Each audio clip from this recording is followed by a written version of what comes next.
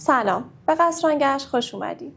اگر شما یک شهروند کانادایی ساکن ایران هستین، احتمالاً تمدید پاسپورت یکی از دغدغه‌های اصلی شماست.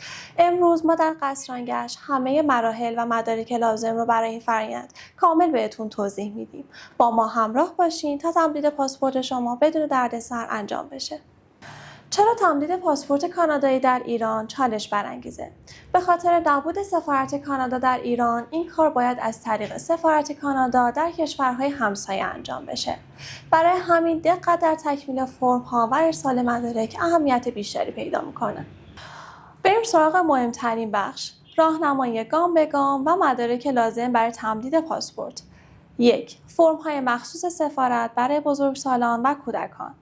2. اصل پاسپورت قدیمی، فرق نمی‌کنه انقضاش گذشته باشه یا نه. 3. 2 قطعه عکس پاسپورتی مطابق استانداردهای کانادا و توسط گارانتور پشت‌نویسی شده باشه. مورد 4.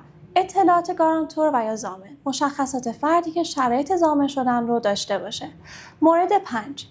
مدارک تکمیلی و شناسایی، 2 مدرکی که هویت و امضای شما رو تایید بکنه. مورد 6. رسید پرداخت هزینه‌های سفارت که باید از روش قابل قبولی واریز شده باشن. توجه داشته باشین هر ایرادی توی عکس و یا اطلاعات گارانتور باعث میشه پروسه شما طولانی‌تر بشه. حالا که با مدارک آشنا شدیم، بریم ببینیم نقش قصرانگشت توی این مسیر چیه.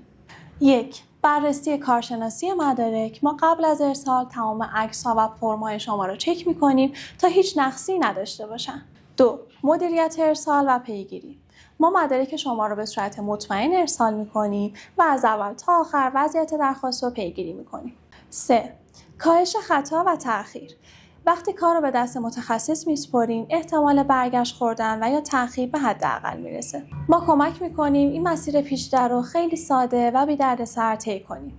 تمدید پاسپورت کانادایی در ایران پیچیده است، اما با آگاهی و کمک حرفه‌ای کاملا شدنیه. اگر شما برای تکمیل مدارکتون و یا شروع فرآیند نیاز به کمک دارین، میتونید با کارشناسان قصرانگشت تماس بگیرید. ما آماده ایم تا در وقت و انرژی شما صرفه‌جویی کنیم.